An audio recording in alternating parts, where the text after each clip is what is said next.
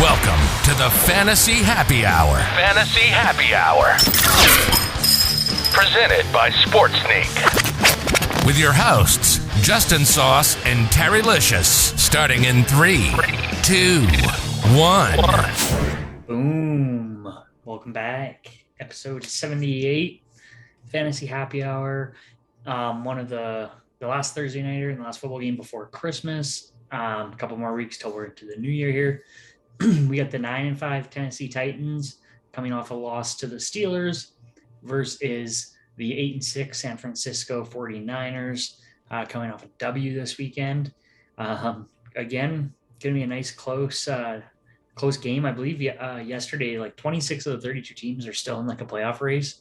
Like, it's just crazy. There's so much parity right now, and lots of really anyone can make it minus those bottom 6 teams here. But yeah, let's just jump into it, Taryn. What do you got for the Thursday nighter here? Well, this is another good spot game because both these teams are looking to win and to maintain their spot. I think both are holding a playoff spot, but kind of at the deep end. I mean, the Titans lead their division, but if they don't keep it up, the Colts are hot on their tails. Colts haven't lost, I don't think, in 5-6 weeks or so. So I think they need to win to secure this division against them. And then the 49ers, they've been winning back-to-back. They're looking really good. They're healthy.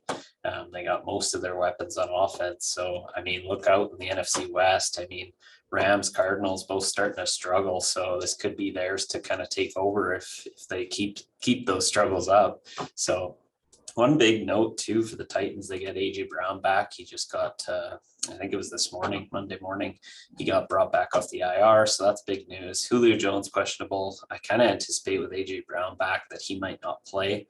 I think Derrick Henry's still long out. 49ers, the running back carousel continues. I think they have one on COVID, 2 hurt.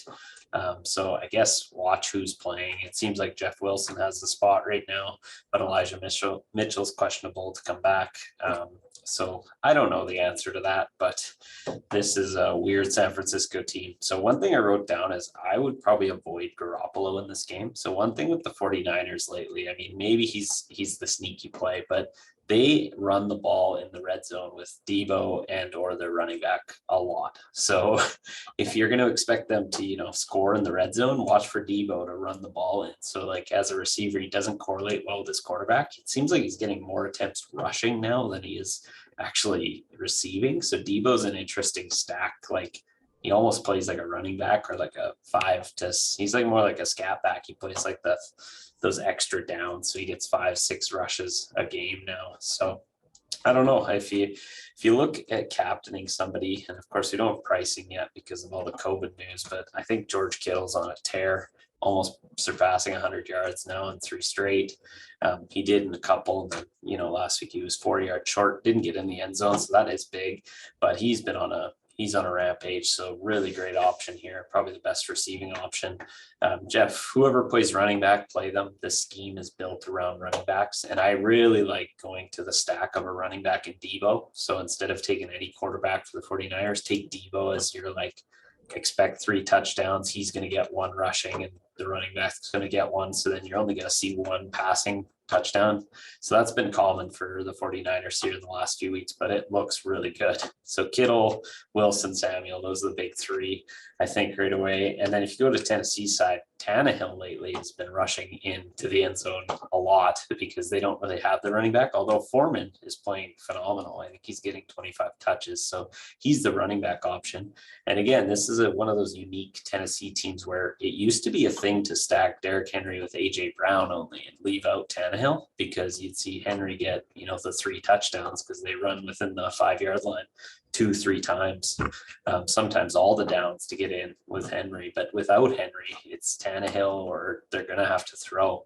But with AJ Brown back, he used to break this team. Like they'd throw for 240 and he'd get 180 of those yards. So I really like putting him in. If you're going to go captain on the Tennessee side, you can stack him with Tannehill, maybe leave out Foreman. I expect Foreman to be mega popular. He's getting a lot of usage, but that would be maybe the sneaky way to get different, is to go straight passing attack here.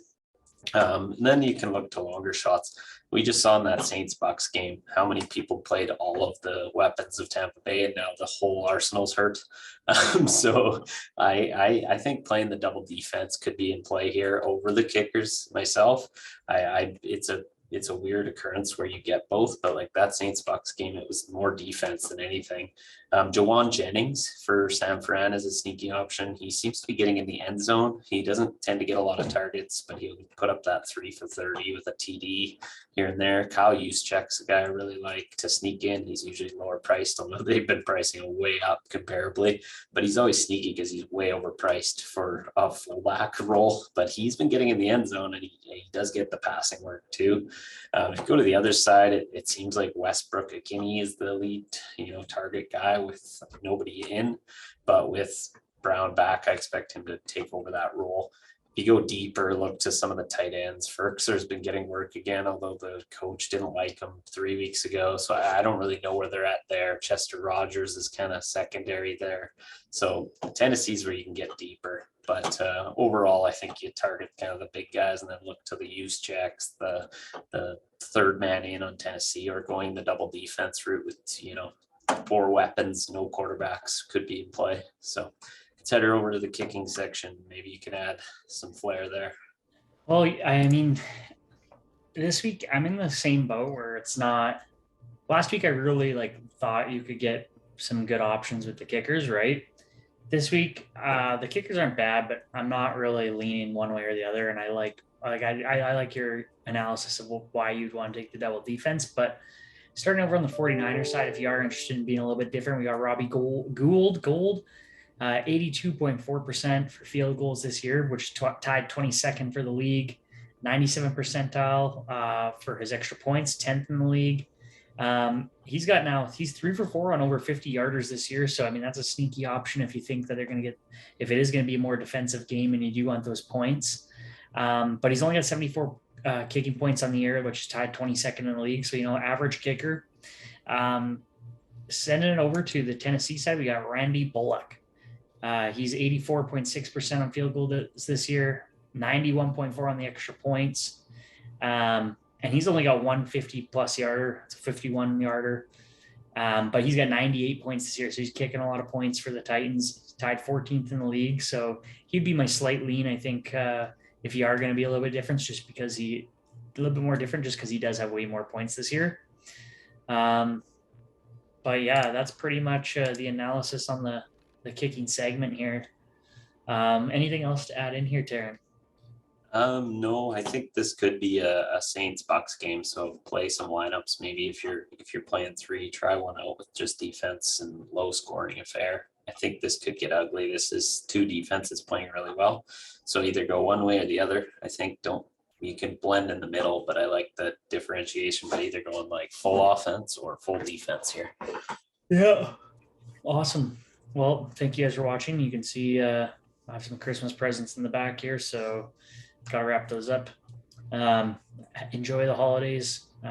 Enjoy we'll see you guys next week before New Year's, but enjoy Christmas break. If you guys like this too, give us a little Christmas present, subscribe, maybe even a like, that'd be just as good, or even a comment, that'd be great too.